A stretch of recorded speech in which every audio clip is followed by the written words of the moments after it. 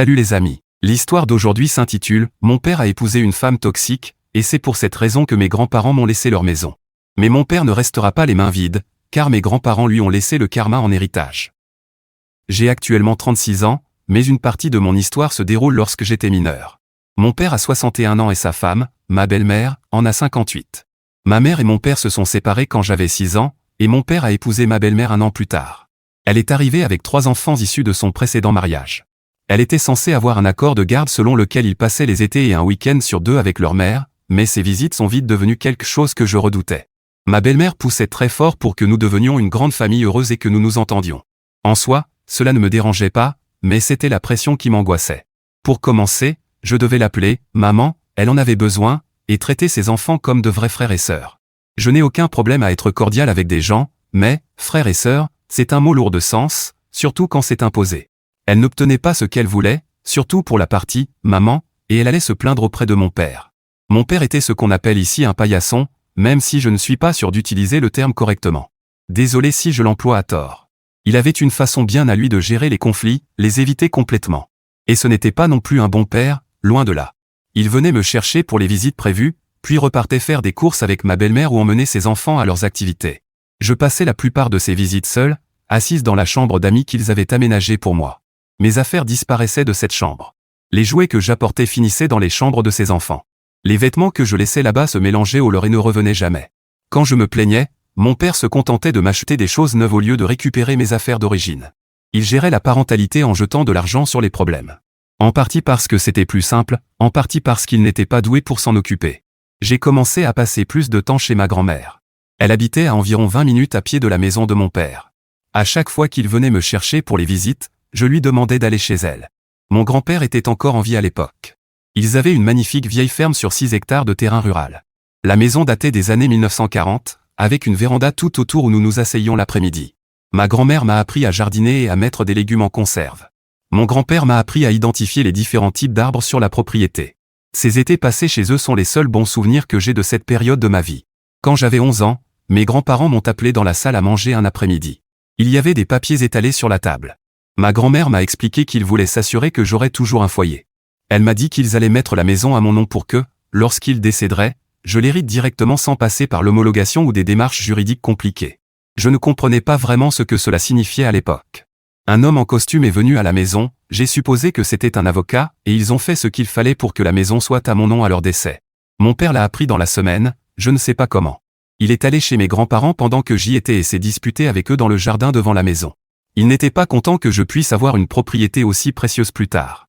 Ma grand-mère lui a dit que la décision était prise et qu'elle n'en discuterait pas. Il ne leur a pas parlé pendant presque un mois après ça. Quand il a finalement repris contact et a fait des remarques sur la maison, mes grands-parents l'ont simplement ignoré. Les choses ont empiré quand j'avais 17 ans. Ma belle-mère s'est présentée un jour chez mes grands-parents sans prévenir. Elle voulait parler à mon grand-père de quelque chose lié aux finances de mon père. Je ne sais pas de quoi ils ont parlé, mais les esprits se sont échauffés. J'étais dans une autre pièce, mais j'entendais des bribes de cris. À un moment, je me suis inquiété et je suis allé voir, juste à temps pour voir ma belle-mère partir en poussant mon grand-père. Il est tombé sur les planches en bois de la véranda. Heureusement, il n'a pas été gravement blessé, mais il avait 83 ans. On ne pousse pas un homme âgé, surtout pas une sale femme arrogante qui convoite sa maison. Ma grand-mère, qui avait décidé de ne pas s'impliquer dans la conversation, l'a fait en voyant mon grand-père à terre. Elle est allée chercher une des armes qu'ils avaient dans la maison et lui a poliment dit de quitter la propriété. Le ton n'était pas poli, pas plus que l'arme dans ses mains. Mon père, fidèle à son rôle de paillasson, a défendu sa femme. Quelques jours plus tard, il a dit que mon grand-père avait dû la provoquer d'une manière ou d'une autre, et que les armes étaient chargées par le diable. Ma grand-mère est une sainte, mais si elle pense que c'est le diable, alors au moins c'est un diable qui défend sa propriété. Ma grand-mère, aussi connue sous le nom de « le diable », lui a dit que tant qu'il ne s'excuserait pas et ne prendrait pas la responsabilité des actes de sa femme, il n'était plus le bienvenu chez eux. Ils ne se sont pas vus pendant 9 mois. Pendant ce temps, mon grand-père a fait un AVC. Il était léger, mais il nous a tous effrayés. Mon père est finalement allé lui rendre visite à l'hôpital, mais leur relation n'a plus jamais été la même après ça. J'ai appris plus tard que mon grand-père était mort avec un crédit catastrophique. Mon père avait ouvert des cartes de crédit et contracté de petits prêts à son nom des années plus tôt, sans autorisation. Il prétendait qu'il les rembourserait, mais ne l'a jamais fait. Mon grand-père payait les minimums sur des dettes qui n'étaient même pas les siennes depuis plus de 10 ans. Ma grand-mère l'a découvert en examinant les papiers après sa mort. Elle a fait réviser son testament pour s'assurer que mon père ne puisse mettre la main sur rien de ce qu'il laissait derrière eux. Maintenant, un peu à propos de moi. J'ai épousé mon mari, 38 ans, il y a 9 ans. Nous avons une fille de 5 ans. Pendant les 3 premières années de la vie de ma fille, ma belle-mère a refusé de reconnaître son existence. Elle a dit à mon père qu'elle ne voulait rien avoir à faire avec ma fille parce que je lui avais manqué de respect au fil des années. Ce qui m'allait très bien, car elle n'était pas en tête de ma liste des personnes que je voulais voir connaître ma fille, cette tentative ratée d'être humain. Mon père, lui, a suivi. Il n'a rencontré sa seule petite fille biologique que lorsqu'elle avait presque 4 ans. Avec le temps, il a commencé à faire pression pour la voir, mais je n'ai accepté que parce que ma fille a commencé à demander pourquoi elle n'avait pas de grand-père comme les autres enfants. Même alors, j'ai fixé des limites strictes. Les visites étaient surveillées, duraient quelques minutes, et étaient interrompues au moindre signe suspect. Ma grand-mère est décédée il y a 3 mois, à 94 ans. J'espère avoir hérité de la plupart de ses gènes, et le moins possible de ceux de mon père. Je ne sais pas si c'est génétiquement possible, mais je prie pour un miracle. Les funérailles étaient modestes. Mon père est venu seul parce que ma belle-mère a dit qu'elle ne se sentait pas à l'aise d'assister aux funérailles. Il est resté à la ferme cette semaine-là, prétendant qu'il avait besoin d'aider à régler certaines choses. Je l'ai laissé rester parce que j'étais trop concentré sur l'organisation des obsèques pour réfléchir à ce qu'il pouvait bien faire. Le lendemain de l'enterrement, l'une des filles de ma belle-mère, âgée de 40 ans, m'a contacté sur les réseaux sociaux. J'avais changé de numéro de téléphone 2 ans plus tôt parce qu'elle et ses frères et sœurs me demandaient constamment de l'argent à emprunter pour toutes sortes d'urgences. Je n'ai jamais accepté, mais craignant que cela ne devienne un problème, j'avais pris certaines précautions. Le message de ma belle-sœur me demandait de signer la maison au nom de mon père et de ma belle-mère. Ils prenaient leur retraite, et une ferme avec de l'air frais serait parfaite pour leurs vieux jours. Elle n'a même pas présenté ses condoléances pour ma grand-mère, ne m'a pas demandé comment j'allais, elle est allée droit au but en réclamant la propriété. Dans son cas, elle a déjà hérité de beaucoup de choses de sa mère. Je n'ai pas répondu, mais ce message m'a rappelé de contacter l'avocat. Je ne sais pas si c'est le même homme que celui venu quand j'avais 11 ans, mais c'était l'avocat de ma grand-mère. La maison a été transférée automatiquement à son décès, elle était déjà à moi. J'ai mentalement remercié ma belle-sœur pour le rappel, puis j'ai dormi tranquille. Jusqu'à ce que mon père m'appelle une semaine après les funérailles. Nous nous sommes retrouvés dans un endroit à mi-chemin entre chez lui et chez moi. Il y a eu un peu de banalité, mais son objectif était clair, me demander quels étaient mes projets pour la propriété. Je lui ai dit que je comptais la rénover et peut-être l'utiliser comme maison de vacances pour ma famille. Il était d'accord pour la rénovation, vu l'âge de la maison, mais il a suggéré que lui et ma belle-mère pourraient y vivre. Ils pourraient s'en occuper, et nous serions les bienvenus pour l'utiliser quand nous le voudrions. Je lui ai répondu, non, je ne vais pas demander la permission d'utiliser ma propre maison, trouvez-vous en une à vous. Et je suis parti. Cette conversation a eu lieu il y a 1 mois. Depuis, il m'a appelé 6 fois à propos de la maison. Je n'ai répondu à aucun appel. Il appelle peut-être pour autre chose, mais c'est mon père, je sais très bien ce qu'il manigance. La semaine dernière, ma belle-sœur m'a envoyé un autre message. Celui-ci était plus agressif. Je m'y attendais presque. C'était comme une dissertation expliquant pourquoi mon père méritait la maison plus que moi. Par exemple, en tant que fils aîné, ce serait son droit naturel, et ce genre d'argument. Je l'ai bloqué sur toutes les plateformes après avoir lu ça, pas avant de lui dire qu'ils avaient déjà largement leur droit naturel. Hier, je suis allé à la ferme pour rencontrer un entrepreneur au sujet des travaux de rénovation. En arrivant, les serrures avaient été changées. J'avais toujours ma clé d'origine, mais elle ne fonctionnait pas. J'ai appelé un serrurier pour qu'il ouvre la porte. Une fois à l'intérieur, j'ai remarqué que plusieurs objets manquaient. Un service de vaisselle vert vintage qui se trouvait dans le placard de la cuisine avait disparu. Des bijoux de ma grand-mère qu'elle avait laissés dans la commode de sa chambre avaient été pris. Une collection de vieilles photos qui étaient dans le placard du couloir n'était plus là. J'ai appelé mon père immédiatement, parce qu'un voleur lambda n'aurait pas ce genre de nostalgie pour mes grands-parents. Pardon, mon père est aussi un voleur. Je veux dire, pas un voleur quelconque sans lien avec la famille. Je lui ai demandé s'il était allé dans la maison. Il a dit qu'il était passé quelques jours plus tôt pour vérifier que tout allait bien. Je lui ai parlé des objets manquants, il a affirmé ne pas voir de quoi je parlais. Il a justifié ça en disant que ma grand-mère avait peut-être déplacé ces choses avant de mourir, ou que je me trompais sur ce qui se trouvait là. Je lui ai demandé ce qu'il dirait si j'utilisais certains de ses messages et ceux de ma belle-sœur pour obtenir un mandat de perquisition chez lui. Il est devenu paranoïaque et a raccroché brusquement. Le lendemain matin, mon oncle, 57 ans, le frère cadet de mon père, m'a appelé. Il avait reçu quelques affaires de mes grands-parents. Il m'a dit que mon père lui avait demandé de me parler. Bien sûr, il avait omis de mentionner les objets manquants. Je lui en ai parlé, et il a dit qu'il parlerait à mon père. Avant de raccrocher, il a mentionné que mon père et ma belle-mère avaient de sérieux problèmes conjugaux. Ils s'étaient brièvement séparés il y a 6 mois, et apparemment ils étaient de nouveau au bord de la rupture. J'ai déposé une plainte auprès de la police, mais sans preuve d'effraction non autorisée, ils ne pouvaient pas faire grand-chose. Je leur ai même montré les messages, mais ils ont dit que cela ne prouvait rien. Au moins, j'ai donné une bonne frayeur à mon père. Cet après-midi-là, j'ai changé les serrures et installé des caméras de sécurité à tous les points d'entrée. J'ai aussi installé des caméras orientées vers les abris sur la propriété, parce qu'il y a des outils et du matériel qui appartenaient à mon grand-père. J'ai peur que mon père essaie de les prendre aussi. Mon mari pense que je devrais engager un avocat pour envoyer à mon père une lettre officielle lui interdisant d'entrer sur la propriété. Honnêtement, je ne sais pas si c'est nécessaire. Après tout, c'est une propriété privée et il n'y a plus accès, je ne pense pas que cela doive être formalisé. Je suis ici pour demander conseil. Je n'ai aucune preuve que mon père, ou peut-être ma belle-mère, ait volé quoi que ce soit, mais je suis sûr à 100% que c'est le cas.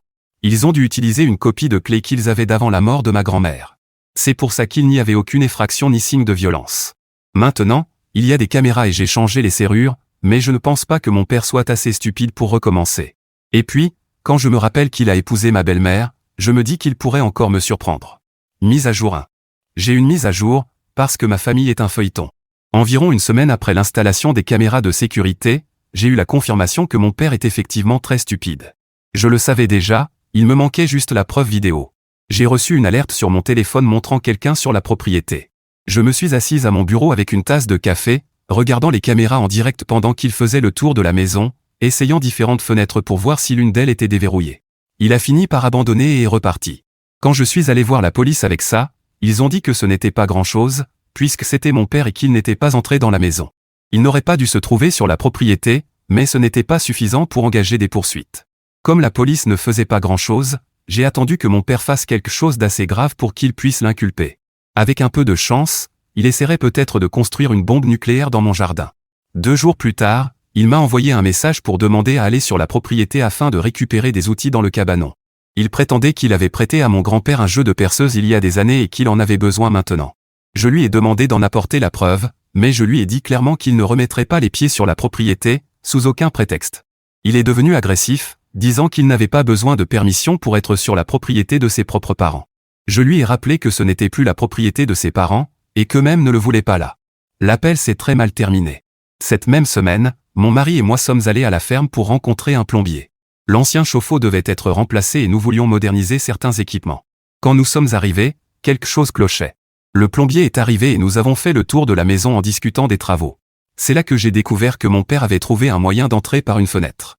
Le pire, c'est qu'il avait réussi à contourner les caméras, car je n'avais reçu aucune alerte cette fois-ci. Il y avait des traces de pas boueuses sur le sol, près d'une fenêtre cassée qui n'était clairement pas comme ça lors de ma dernière visite. J'ai vérifié le reste de la maison. Dans le salon, l'ancienne cheminée en pierre avait été manipulée. Ma grand-mère avait l'habitude de cacher de l'argent liquide à des endroits aléatoires dans la maison. Elle appartenait à une génération qui ne faisait pas totalement confiance aux banques. Je savais qu'elle gardait de l'argent dans une boîte métallique derrière une pierre descellée de la cheminée. Les pierres avaient été déplacées récemment. On voyait clairement que l'ancien mortier avait été ébréché. La boîte métallique avait disparu. Mon mari voulait appeler la police immédiatement, mais je l'ai arrêté parce que nous nous serions retrouvés dans la même situation que la fois précédente. Alors j'ai sorti mon téléphone et j'ai commencé à revoir les enregistrements des caméras. Et là, j'ai vu mon père, tout petit, traverser un coin de l'écran. À peine visible, mais c'était bien lui. Toujours pas suffisant pour que le chef Gurgori et ses adjoints fassent quoi que ce soit. J'ai envoyé un message à mon père en lui disant que je savais qu'il était entré sans autorisation et en lui demandant s'il avait pris des objets faisant partie de l'héritage. Il a répondu qu'il avait parfaitement le droit de prendre ce que sa mère lui avait laissé. Merci, la confirmation dont j'avais besoin. Nous sommes allés directement au commissariat et avons déposé plainte avec toutes les informations dont nous disposions. Cette fois, ils ont pris l'affaire au sérieux et ont engagé des poursuites contre mon père.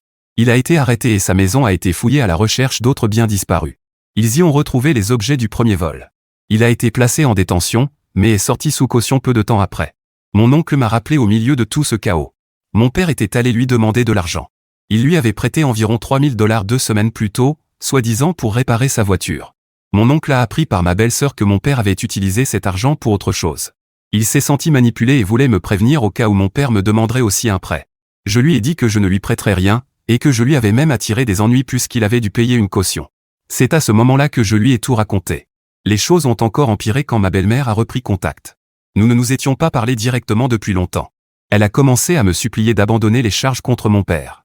Elle a dit qu'il rendrait tout, mais seulement une fois les charges abandonnées. Ce n'est qu'à cette condition qu'il rendrait les objets volés, qui constituaient pourtant des preuves contre lui. Je pouvais attendre la fin de la procédure judiciaire et laisser la police me les restituer, ce que je lui ai répondu.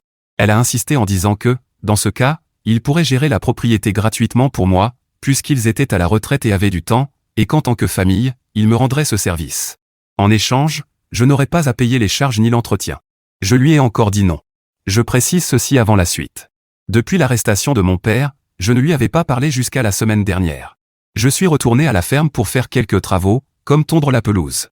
En arrivant dans l'allée, j'ai vu le camion de mon père garé près du hangar. Je me suis garé et je suis allé vers le hangar. La porte était ouverte et mon père était à l'intérieur en train de charger des cartons dans son camion. Je lui ai demandé ce qu'il croyait faire. Il a dit qu'il prenait des affaires pour se dédommager des problèmes que je lui avais causés. J'ai regardé dans les cartons, ils étaient remplis des vieux outils de mon grand-père, de quelques panneaux anciens accrochés dans le hangar, et de plusieurs caisses de vieux équipements agricoles. Je lui ai dit de tout remettre en place, mais il a refusé. Il a affirmé que ces objets auraient de toute façon dû lui revenir dans le testament et qu'il ne partirait pas sans récupérer son argent. Ce jour-là, j'étais avec mon mari, seul, je ne l'aurais pas confronté. Mon mari s'est interposé et a dit à mon père de laisser les affaires ou que nous appellerions la police. De toute façon, j'allais le faire, c'est pour ça que j'enregistrais toute l'interaction. Mon père a commencé à se disputer avec mon mari, disant qu'il n'avait aucun droit de lui dire quoi faire puisque rien de tout ça ne lui appartenait. Mon mari a appelé la police pendant que je regardais mon père continuer à charger son camion. Une patrouille est arrivée environ 15 minutes plus tard. J'ai expliqué la situation et leur ai dit que, s'ils vérifiaient le système, ils verraient que mon père avait payé une caution pour nous avoir cambriolés. L'un des agents a demandé à mon père de restituer les objets qu'il avait pris dans le hangar. Mon père a d'abord refusé, prétendant qu'il s'agissait de biens familiaux qui lui appartenaient. L'agent lui a expliqué que cela constituait un vol, et son deuxième. Mon père a fini par décharger les cartons à contre-cœur, espérant sans doute ne pas être arrêté. Mais une fois qu'il a terminé, et qu'un agent lui a demandé si c'était tout, ils lui ont dit de mettre les mains derrière la tête, car il était en état d'arrestation. Mon père était sous le choc, il avait tout remis et pensait s'en tirer avec un simple avertissement. Mais non. Quand il a refusé d'obtempérer, il a été arrêté de force et placé à l'arrière de la voiture de police. Mon mari a demandé quoi faire du camion, et ils ont répondu qu'ils allaient envoyer quelqu'un pour le faire remorquer. Ce qu'ils ont fait. On l'entendait encore hurler alors que la portière était fermée. Évidemment, il n'avait rien de gentil à dire sur moi, mon mari ou mes grands-parents. Je crois même qu'il a insulté un vieux chien que mes grands-parents avaient eu des années auparavant. Ils ont pris ma déposition sur place, avec mon père qui criait à l'arrière, ce qui m'a évité un déplacement au commissariat. Ce qui est intéressant dans tout ça, c'est que mon père ne peut désormais plus bénéficier d'une nouvelle caution. Et pour aggraver les choses, il a perdu tout l'argent de la première caution. Je ne pense pas que cet argent était le sien, donc il doit être endetté auprès d'un agent de cautionnement à l'heure actuelle. Nous avons consulté un avocat pour nous protéger, et nous lui avons aussi parlé de la suggestion de mon mari d'envoyer une lettre officielle à mon père lui interdisant d'entrer sur ma propriété. Bien sûr, nous pourrions faire rédiger cette lettre et payer l'avocat, mais cela n'aurait aucune utilité puisque la loi dit déjà clairement qu'il est interdit d'entrer sur une propriété privée. Au moins, cette histoire nous a permis de lever un doute. Mise à jour 2. Nous avons déjà commencé les rénovations de la maison. Elle sera beaucoup plus moderne, avec bien plus de lumière, car nous avons décidé d'agrandir les fenêtres. Mon mari et moi avons hâte d'y passer des week-ends avec notre fille, de la laisser courir sur la propriété comme je le faisais à son âge. Je ne vais pas entrer dans trop de détails à ce sujet, car ce n'est pas un forum de rénovation, alors je vais plutôt vous parler de mon père et de la chose qu'il a pour épouse. Il y a 3 semaines, je suis arrivé à la maison et j'ai trouvé ma belle-mère assise sur le perron. Je lui ai demandé si elle s'était perdue et si je devais appeler sa mère pour qu'elle vienne la chercher, mais elle m'a lancé un de ses regards assassins. Elle a dit « Arrêtons les bêtises, tu sais très bien pourquoi je suis ici. » J'ai répondu que non, honnêtement, je ne voyais pas ce que nous deux avions à nous dire. Pour commencer, je savais qu'elle se séparait ou divorçait de mon père, donc sa situation actuelle ne me concernait pas.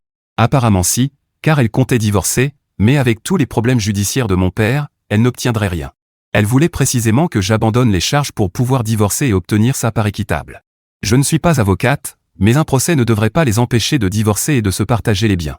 Ce que ma belle-mère voulait réellement dire, et qu'elle n'a pas osé admettre par honte, c'est qu'elle voulait que j'abandonne les poursuites et que je lui donne une partie de ma propriété, afin que, lors du divorce, elle puisse prendre davantage à mon père. Mais s'il était tentant de laisser mon père espérer puis de ruiner ses espoirs avec un divorce, il était encore plus satisfaisant de le voir faire face à la justice pendant que ma belle-mère repartirait avec rien. Ma belle-mère a dit que mon père ne voulait pas toute la maison, juste une partie du terrain. Il y avait suffisamment d'hectares pour tout le monde, et quelques-uns lui suffiraient. C'était une offre formidable, je lui donnerais gratuitement une partie de ma propriété pour ensuite avoir mon père comme voisin. Encore mieux, peut-être que ma belle-mère changerait d'avis et resterait avec lui. Quelques semaines plus tard, mon oncle m'a appelé et m'a donné des informations importantes. Ma belle-mère déposait officiellement une demande de divorce. En plus de ça, elle avait déménagé dans un autre état pour vivre chez l'un de ses enfants. Même si elle aurait voulu obtenir quelque chose de mon père, la maison lui appartenait déjà avant le mariage, et avec une part de la propriété, je ne sais pas ce qui se serait passé. Elle a donc accepté sa défaite et est partie avec bien peu de choses. Mon père a demandé à mon oncle de vendre la maison, d'aider à la faire visiter et tout le reste, afin de payer les frais d'avocat. Voilà où en sont les choses pour l'instant, mon père est en prison dans l'attente de son procès et ma belle-mère est loin, hors de nos vies. J'espère que les choses ne se calmeront pas au point que je n'ai plus rien à vous raconter. Non pas que je veuille du drame dans ma vie, mais j'ai commencé à prendre plaisir à écrire ici. Quoi qu'il en soit, j'espère vous faire une mise à jour quand le procès de mon père sera terminé. Eddie, certaines personnes demandent des nouvelles de ma mère, mais elle ne fait pas partie de l'histoire. Elle ne vit plus à proximité et mes grands-parents sont les parents de mon père. C'est pour cela que je ne l'ai pas incluse, puisqu'elle n'est pas directement concernée. Elle est de mon côté, bien sûr, mais c'est à peu près tout ce que je peux dire à son sujet. Peut-être aussi qu'elle est contente que mon père soit en prison, mais c'est parce qu'ils n'ont jamais eu de bonnes relations après le divorce. Et non, mon père ne l'a pas trompée. Ou du moins, c'est ce que ma mère affirme. Mise à jour 3. Je reviens pour vous donner une petite mise à jour, qui ne sera pas si petite que ça. Il y aura un peu de tout, des rires comme des larmes, mais ça vaut le coup. Les rénovations de la maison sont terminées, et nous l'utilisons déjà comme maison de week-end. Je ne l'avais peut-être pas précisé avant parce que je ne pensais pas que c'était très pertinent, mais nous vivons à 1 heure de cette maison, donc c'est un vrai moyen de nous déconnecter de notre routine hebdomadaire. Je perpétue la tradition de ma grand-mère en ayant un potager et en faisant des conserves, ce que j'espère que ma fille adoptera aussi. Mon mari s'occupe du reste de la propriété, et nous passons nos journées dehors à profiter si le temps le permet. Mon père a été condamné pour vol aggravé. Ici, tout vol dépassant 4 000 $, en réalité un peu moins, mais j'arrondis, est considéré comme un vol aggravé.